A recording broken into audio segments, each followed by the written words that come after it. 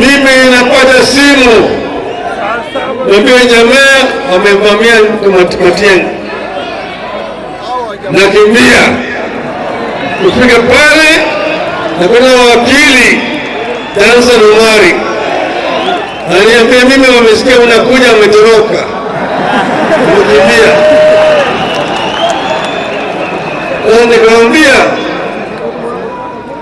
kama mlikuwa natafuta bwana Matiang'i mngekuja mapema na ngemwambia mnakuja ili awe na ngoja nyinyi. Unaelewa vizuri?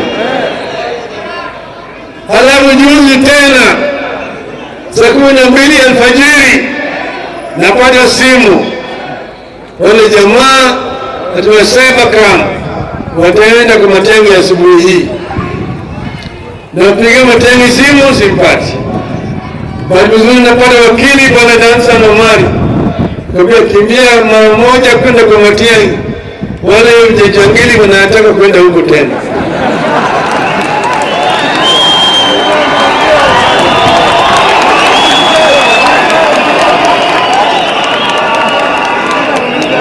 Akatoka akaenda huko akapata habari yote, jamaa wameenda mahakamani kule Kiambu wanatafuta order.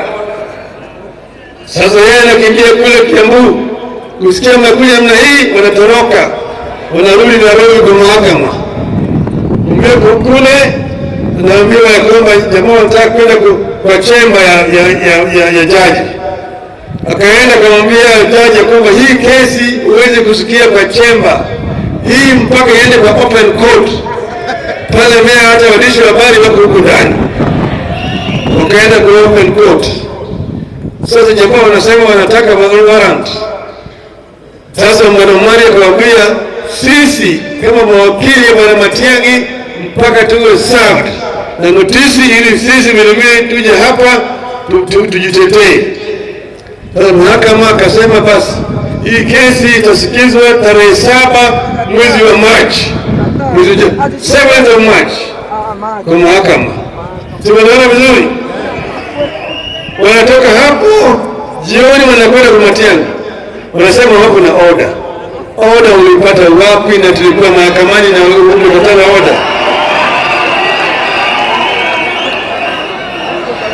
Walikuwa hawana court order, walikuwa hawana hata order ya search warrant. Wanakuja pale kwa mlango ya boma kule na magari wanavunja, alafu wanaingia ndani kama wale wanajeshi wa Hitler. Wanaingia kwa nyumba, kuna askari pale, kuna nini, wanasema funga mlango, wanafungua. Wanaingia kwa mwingine anasema fungua hii, sina kifunguo, wanavunja. Wengine wanavunja, wengine wanavunja, unavunja milango ya mtu kama mwizi.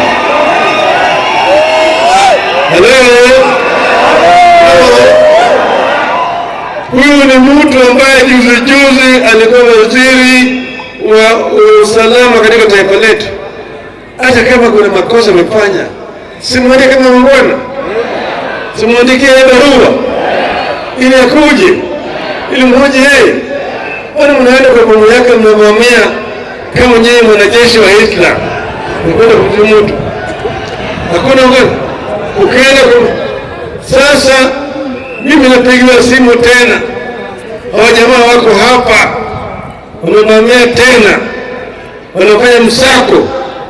Mimi naanza mbio kutoka huku pale niko, nakuja. Kusikia mimi nakuja, ametoroka.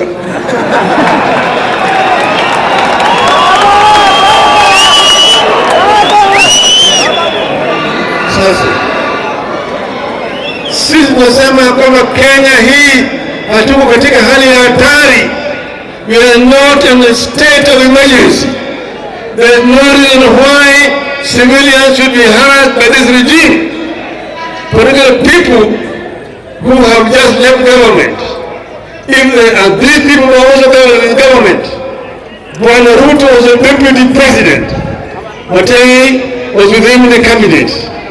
Kama kuna kitu anatafuta kwa Bwana Matiang'i, mwambie Bwana Matiang'i watu wenu wanakuja. he should be given notice. But don't treat Mr. Matiang'i as a criminal in Kenya.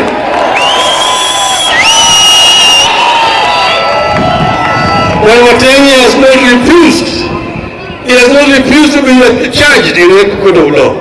But to follow the procedure properly, sio.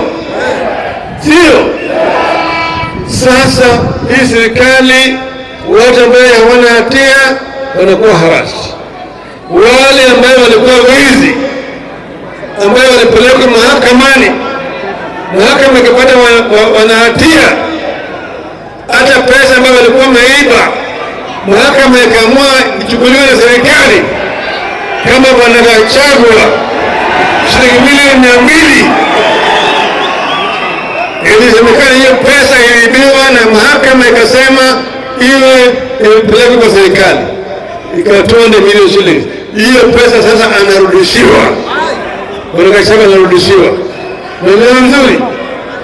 Watu ambao walikuwa wameshtakiwa na mauaji wamewachwa, wanaajiriwa katika serikali. Hii serikali inanuka, serikali inanuka.